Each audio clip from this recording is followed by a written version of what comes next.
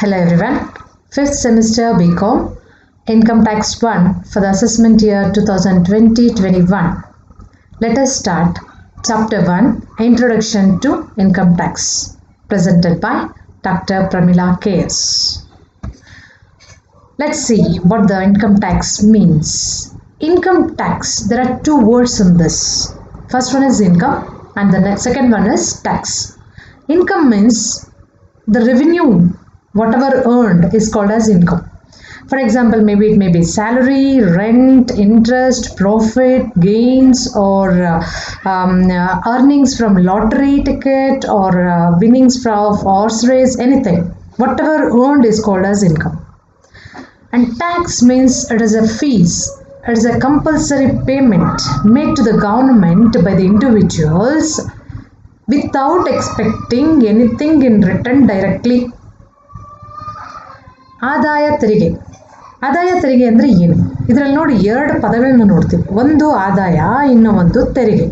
ಆದಾಯ ಅಂತಂದರೆ ಯಾವುದೇ ರೀತಿಯ ರೆವಿನ್ಯೂಸ್ ಬರೋದನ್ನು ನಾವು ಆದಾಯ ಅಂತ ಹೇಳ್ತೀವಿ. ರೆವಿನ್ಯೂಸ್ ಯಾವ ಆದಾಯ ಇರ್ಬೋದು?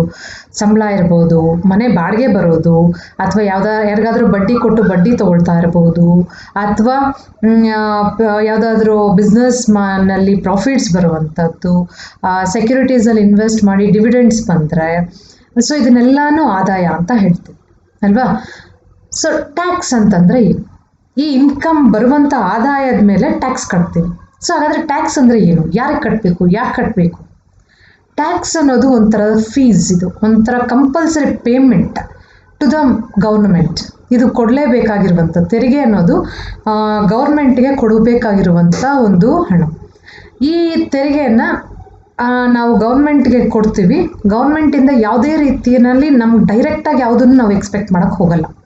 ಫಾರ್ ಎಕ್ಸಾಂಪಲ್ ಹೇಳಬೇಕು ಅಂತಂದರೆ, ಇವಾಗ ನೀವು ಒಂದು ಆಪಲ್ ತೊಗೊಳಕ್ಕೆ ಹೋಗ್ತೀರಾ ಅಂದ್ಕೊಳ್ಳಿ. ಒಂದು 100 ರೂಪಾಯಿ ಕೊಡ್ತೀರಾ, 100 ರೂಪಾಯಿ ವರ್ತ್ ನೀವು ಆಪಲ್ನ ಕೊಂಡ್ಕೋಬೋದು. ನಾನು 100 ರೂಪಾಯಿ ಅಷ್ಟು ಕೊಡಿ, ಕಡಿಮೆ ಕೊಟ್ಟರೆ ಇಷ್ಟು ಕೊಟ್ಟಿದ್ದೀನಿ, ನಾನು ಇಷ್ಟು ಕೊಡಿ ಅಂತ ನಾವು ಕೇಳ್ಬೋದು. ಆದರೆ ತೆರಿಗೆನಲ್ಲಿ ಹಾಗಾಗಲ್ಲ. ತೆರಿಗೆ ನಾನು 1000 ರೂಪೀಸ್ ತೆರಿಗೆ ಕಟ್ಟಿದ್ದೀನಿ, ನಮ್ಮ ಮನೆ ಮುಂದೆ ಬಂದು ರೋಡ್ ಹಾಕ್ರಿ ಅಂತ ನಾವು ಕೇಳೋಕ್ಕಾಗಲ್ಲ. ಬಟ್ ನಾವು ತೆರಿಗೆ ಕಟ್ಟಿದ್ದೀವಿ, ಓವರ್ ಆಲ್ ಎಲ್ರಿಗೂ ಇದು ಸರ್ವಿಸಸ್ ಸಿಗ್ತಿದೆಯಾ ಅಂತ ನೋಡ್ಕೋಬೋದು. ನಮ್ಮ ತೆರಿಗೆ ದುಡ್ಡು ಯಾವ ಥರ ಯೂಸ್ ಆಗ್ತಿದೆ, ಎಷ್ಟು ರೆವೆನ್ಯೂ ಬರ್ತಾ ಇದೆ, ಅದನ್ನು ಯಾವ ಥರ ಎಲ್ಲ ಬಳಸ್ತಾ ಇದ್ದಾರೆ ಅಂತ ಹೇಳ್ಬಿಟ್ಟು ನಾವು ನೋಡ್ಕೊಳ್ಬಹುದು. ಈ ಆದಾಯ ತೆರಿಗೆನ ಕಟ್ಟಬೇಕಂದ್ರೆ ನಾನು ಹೇಳಿದೆ, ಪಬ್ಲಿಕ್ ಯುಟಿಲಿಟಿ ಸರ್ವೀಸಸ್ನ ನಾವು ಎಕ್ಸ್ಪೆಕ್ಟ್ ಮಾಡಬಹುದು ಅಂತ ಹೇಳ್ಬಿಟ್ಟು. ಈ ರೋಡ್ ಚೆನ್ನಾಗಿಲ್ಲ, ರೋಡನ್ನು ಹಾಕ್ಸೋದಕ್ಕೆ, ಲೈಟ್ಸ್ ಹಾಕ್ಸೋದಕ್ಕೆ, ಗೌರ್ಮೆಂಟ್ ಸ್ಕೂಲ್ಸ್ ರನ್ ಮಾಡೋದು, ಕಾಲೇಜಸ್ ರನ್ ಮಾಡೋದು, ಹಾಸ್ಪಿಟಲ್ಸ್ ರನ್, ಇದಕ್ಕೆಲ್ಲದಕ್ಕೂ ಗೌರ್ಮೆಂಟ್ಗೆ ದುಡ್ಡು ಬೇಕು, ಆದಾಯ ಬೇಕು. ಓಕೆ, ಈ ಥರ ಆದಾಯ ಬೇಕು ಅಂತಂದಾಗ ಅವ್ರಿಗೆ ಎಲ್ಲಿಂದ ಬರಬೇಕು? ಅಂದರೆ ಈ ಪಬ್ಲಿಕ್ ಕಂಪನೀಸಿಂದ ಪ್ರಾಫಿಟ್ಸ್ ಎಲ್ಲ ಬರುತ್ತೆ ಅಂತ ಇಟ್ಕೊಳ್ಳಿ. But income tax is also very good source of revenue to the government. Nearly 26% of the revenue is generated only through this income tax. Totally 51% is from all the ways of tax. Okay, but 26% through income tax is really acceptable thing. ಈ 26% ರೆವಿನ್ಯೂನ ನಾವು ಆದಾಯ ತೆರಿಗೆ ಮೂಲಕ ನಮ್ಮ ಗೌರ್ಮೆಂಟ್ಗೆ ಹೋಗ್ತಿದೆ. ಆ government ಇದನ್ನು ಯಾವುದಕ್ಕೆಲ್ಲ ಬಳಸ್ತಾರೆ ಅಂತ ಹೇಳಿದೆ ಅಲ್ವಾ? ನಾವು ಪಬ್ಲಿಕ್ ಯುಟಿಲಿಟಿ ಸರ್ವಿಸಸ್ಗೆ, ಇದಕ್ಕೆಲ್ಲ ಅದಕ್ಕೂ ನಮ್ಮ ಗೌರ್ಮೆಂಟಿಗೆ ದುಡ್ಡು ಬೇಕಾಗುತ್ತೆ. ಆ ದುಡ್ಡನ್ನು ಈ ರೀತಿಯಲ್ಲಿ ನಾವು ಕಲೆಕ್ಟ್ ಮಾಡಿಕೊಂಡು ಅದನ್ನು ಬಳಸ್ತಾ ಹೋಗ್ತಾರೆ. ಸೊ ಈ ಟ್ಯಾಕ್ಸನ್ನು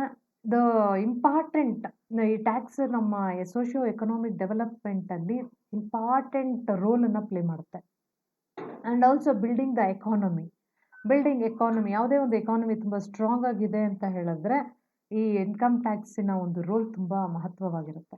okay, so income tax is an important and significant source of revenue to the government.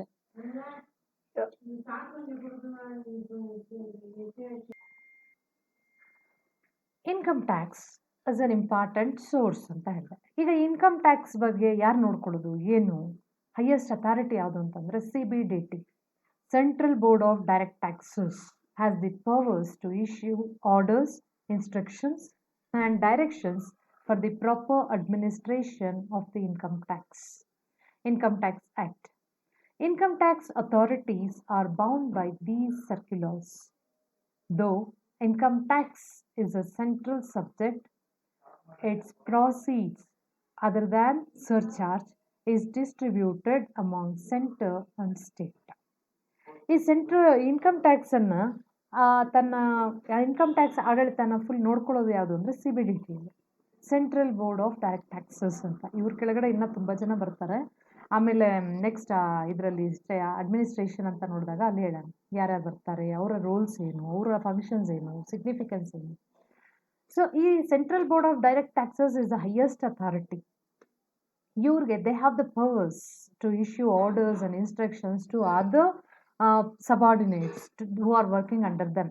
ಅವ್ರ ಕೆಳಗೆ ಕೆಲಸ ಮಾಡುವಂಥ ಎಲ್ಲ ಇನ್ಸ್ಟಿಟ್ಯೂಷನ್ಸ್ಗೆ ಅವ್ರಿಗೆಲ್ಲರಿಗೂ ಅವ್ರಿಗೆ ಡೈರೆಕ್ಷನ್ಸ್ ಇನ್ಸ್ಟ್ರಕ್ಷನ್ಸ್ ಎಲ್ಲ ಕೊಡೋದಕ್ಕೆ ಇವರು ಪವರ್ಫುಲ್ ಆಗಿರ್ತಾರೆ.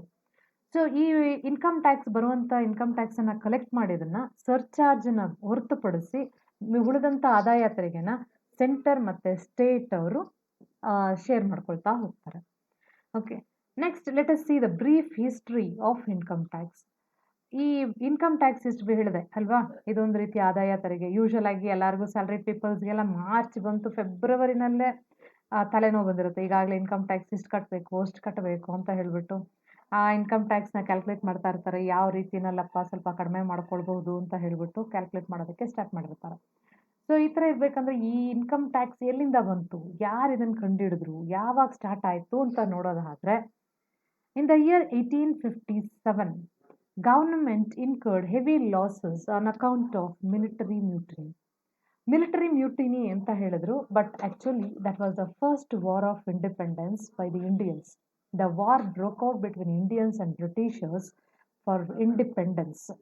ಈ 1857 ಸಿಪಾಯಿ ದಂಗೆ ಅಂತ ಹೇಳಿಬಿಟ್ಟು ಒಂದು ದೊಡ್ಡ ಮಟ್ಟದಲ್ಲಿ ವಾರ ಆಯಿತು. ನಮ್ಮ ಭಾರತೀಯರಿಗೂ ಬ್ರಿಟಿಷರ್ಸ್ಗೂ ನಡೆದಂಥ ಒಂದು ಯುದ್ಧ. ಇದನ್ನು ಕೊನೆಯಲ್ಲಿ ಏನು ಮಾಡಿದ್ರು, ಇಂಡಿಪೆಂಡೆನ್ಸ್ಗೆ ಅಂತ ಇವ್ರು ಮಾಡಿದ್ದ ಯುದ್ಧನ ಅವ್ರೇನು ಮಾಡಿದ್ರು, ಸಿಪಾಯಿ ದಂಗೆ ಅಂತ ಹೇಳಿಬಿಟ್ಟು ತಿರುಗಿಸಿದ್ರು. ಈ ಸಿಪಾಯಿ ದಂಗೆನಲ್ಲಿ ಸಿಕ್ಕಾಪಟ್ಟೆ ಹ್ಯೂಜ್ ಲಾಸಸ್ ಆಯಿತು. ಈ ಹ್ಯೂಜ್ ಲಾಸಸ್ ಆದಾಗ ಅವಾಗಿನ British ruler sir James Wilson ಅಂತ ಹೇಳಿ ಅವ್ರೇನು ಮಾಡಿದ್ರು, ಈ ಲಾಸಸ್ಸನ್ನೆಲ್ಲ ಈ ಜನಗಳ ಹತ್ರದಿಂದನೇ ಭರಿಸ್ಬೇಕು ಅಂತ ಹೇಳಿಬಿಟ್ಟು ಇನ್ಕಮ್ ಟ್ಯಾಕ್ಸನ್ನು ಅಳವಡಿಸಿದ್ರು. ಈ ಆದಾಯ ತೆರಿಗೆ ಅಂತ ಹೇಳ್ಬಿಟ್ಟು ಯಾರ್ಯಾರಿಗೆ ಎಷ್ಟೆಷ್ಟು ಇನ್ಕಮ್ ಇದೆಯೋ ಅದ್ರ ಪ್ರಕಾರ ಅವರು ಟ್ಯಾಕ್ಸ್ ಅಂತ ತೆರಿಗೆ ಮೂಲಕ ಗೌರ್ಮೆಂಟಿಗೆ, ಸರ್ಕಾರಕ್ಕೆ ಪಾವತಿಸಲಿ. ಅದನ್ನು ಇಟ್ಕೊಂಡು ನಾವು ಮತ್ತೆ ನೇಷನ್ ಬಿಲ್ಡ್ ಮಾಡೋಣ ಅಂತ ಹೇಳಿಬಿಟ್ಟು ಮಾಡಿದರು. ಆವಾಗ ಅವಾಗ 1857 ಆದ ಲಾಸು ಇನ್ಕಮ್ ಟ್ಯಾಕ್ಸ್ಗೆ ಒಂದು ದಾರಿ ಮಾಡಿಕೊಡ್ತು. 1860 first act came into existence. ಇಂಡಿಯಾನಲ್ಲಿ ಇನ್ಕಮ್ ಟ್ಯಾಕ್ಸ್ ಆ್ಯಕ್ಟನ್ನು ಇಂಟ್ರೊಡ್ಯೂಸ್ ಮಾಡಿದ್ರು 1860. Okay, since 1860 numerous amendments were made. In the year 1886 first income tax act was passed. The act pass ಮಾಡಿದ್ದು ಯಾವಾಗ ಅಂದರೆ 1886 ಫಸ್ಟ್ ಕಲೆಕ್ಟ್ ಮಾಡಿದ್ದು 1860. ಬಟ್ ಆ್ಯಕ್ಟ್ ಪಾಸ್ ಮಾಡಿ ಅದರಲ್ಲಿ ಈ ಥರನೇ ಇರಬೇಕು ಅಂತ ಹೇಳಿಬಿಟ್ಟು ರೂಲ್ಸನ್ನೆಲ್ಲ ಮಾಡಿದ್ರು. ಯಾವಾಗ 1886 the first act came into existence. The scheme of taxation specified in the Income Tax Act 1886 for levying tax continuing to operate even today with some changes. 1886 ಯಾವ ಆ್ಯಕ್ಟನ್ನು ಪಾಸ್ ಮಾಡಿದ್ರು ನೋಡಿ, ಅದು ಇವತ್ತಿಗೂ ನಾವು ಅಸ್ತಿತ್ವದಲ್ಲಿ ಕಾಣ್ತೀವಿ. ಬಟ್ ಕೆಲವೊಂದು ಚೇಂಜಸ್ ಎಲ್ಲ ಮಾಡ್ಕೊಂಡಿದ್ದೀವಿ, ಕಾಲಕ್ಕೆ ತಕ್ಕಂಗೆ ಕೆಲವೊಂದು ಚೇಂಜಸನ್ನು ಕಾಣ್ತೀವಿ. ಬಟ್ ಇದನ್ನು ಏನು ಅಸ್ತಿತ್ವಕ್ಕೆ ಬಂದಿತ್ತು ಅದು ಇವತ್ತಿಗೂ ನಾವು ಕಾಣ್ಬೋದು. And again, the act was replaced by Income Tax Act 1918, and in the year 1922 a new Income Tax Act was passed, and the act remained still in force till 31st March 1961. ಅದಾದಮೇಲೆ 1918 ಒಂದ್ಸತಿ ತುಂಬ amendments ಮಾಡಿದ್ರು. ಆಮೇಲೆ again 1922 ಕೆಲವೊಂದೆಲ್ಲ changes ಮಾಡಿದ್ರು. ಆ 1922 ಮಾಡಿದಂಥ changes ಇಲ್ಲಿ 1961 ಅದು ಹಾಗೆ ಉಳ್ಕೊಳ್ತಾ ಬಂತು. Numerous amendments made the tax structure complicated. Therefore, government referred the act to Law Commission in 1956. The Law Commission submitted its report in September 1958. But in the meantime, the government of India had appointed Direct Tax Administrative Enquiry Committee DTAEC to suggest measures for minimizing tax evasion. The recommendations of these two commissions were examined by the Special Committee of the Central Board of Revenue, and a bill was prepared and introduced in the Parliament in April 1961.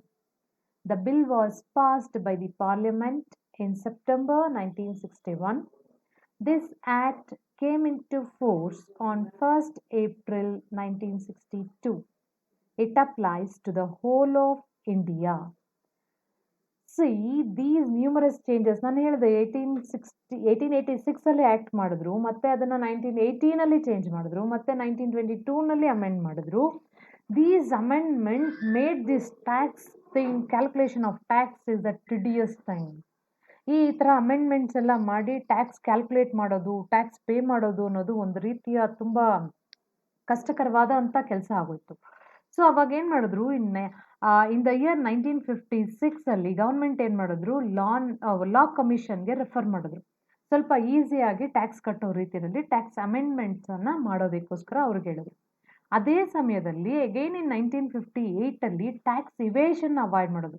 Tax evasion ಅಂದರೆ ಏನು? Tax evasion ಅಂದರೆ tax ಕಟ್ಟೇ ತಪ್ಪಿಸ್ಕೊಳ್ಳೋದು. ನಾನು ಹೇಳಿದೆ February ಬರ್ತಿದ್ದಂಗೆ tax ಕಟ್ಟಬೇಕಪ್ಪ ಅಂತ ಯೋಚನೆ ಮಾಡಬೇಕು ಅಂತ. ಯೋಚನೆ ಮಾಡೋರು ಕೆಲವರು ಯೋಚನೆ ಮಾಡ್ಬಿಟ್ಟು ಕಟ್ತಾ ಇರ್ತಾರೆ, ಕೆಲವರು ಹೆಂಗಪ್ಪ ತಪ್ಪಿಸ್ಕೊಳ್ಳೋದು ಅಂತ ಹೇಳ್ಬಿಟ್ಟು ನೋಡ್ತಾ ಇರ್ತಾರೆ. ಟ್ಯಾಕ್ಸನ್ನು ಇವೇಜ್ ಮಾಡೋದಕ್ಕೆ ಏನು ಮಾಡ್ತಾರೆ, ಕೆಲವೊಂದು ಆಸ್ತಿನ ಬೇರೆಯವ್ರ ಹೆಸರಲ್ಲಿ ಹಾಕೋದು, ಅದೆಲ್ಲ ಟ್ಯಾಕ್ಸ್ ಟೈಮೆಲ್ಲ ಮುಗಿದ್ಮೇಲೆ ಮತ್ತೆ ಇವ್ರು ತೊಗೊಳ್ಳೋದು, ಏನೇನೋ ಮಾಡೋದು ಸರ್ಕಸ್ಗಳನ್ನ. ಸೊ ಇದನ್ನೆಲ್ಲ ಈ ಟ್ಯಾಕ್ಸ್ ಇವೇಷನ್ನ ತಡೆಯೋದಕ್ಕೋಸ್ಕರ ಇನ್ನೂ ಒಂದು ಕಮಿಟಿನ ರಚನೆ ಮಾಡಿದ್ರು 1958. ಸೊ ಈ ಎರಡೂ ಕಮಿಟಿಯವರು ತಮ್ಮ ತಮ್ಮ ರಿಪೋರ್ಟ್ಸನ್ನು ಗೌರ್ಮೆಂಟಿಗೆ ಸಬ್ಮಿಟ್ ಮಾಡಿದ್ರು. ಈ ಎರಡೂ ಕಮಿಟಿ ಸಬ್ಮಿಟ್ ಮಾಡೋಂಥ ರಿಪೋರ್ಟನ್ನು ಇನ್ನೊಂದು ಸ್ಪೆಷಲ್ ಕಮಿಟಿನ ರಚನೆ ಮಾಡಿ ಅವ್ರಿಗೆ ಕೊಟ್ಟು ಅವ್ರು ಅದನ್ನೆಲ್ಲ ಅಧ್ಯಯನ ಮಾಡಿ ಆ ಕಮಿಟೀಸಲ್ಲಿ ಇದು ಅಮೆಂಡ್ಮೆಂಟ್ಸ್ ಎಲ್ಲ ಕೆಲವೊಂದೆಲ್ಲ ಯಾವ ರೀತಿ ಕೊಡಬೇಕು ಅಂತ ಹೇಳ್ಬಿಟ್ಟು 1961 ಏಪ್ರಿಲಲ್ಲಿ ಆ್ಯಕ್ಟನ್ನು ಪಾಸ್ ಮಾಡ್ತಾರೆ ಪಾರ್ಲಿಮೆಂಟಲ್ಲಿ.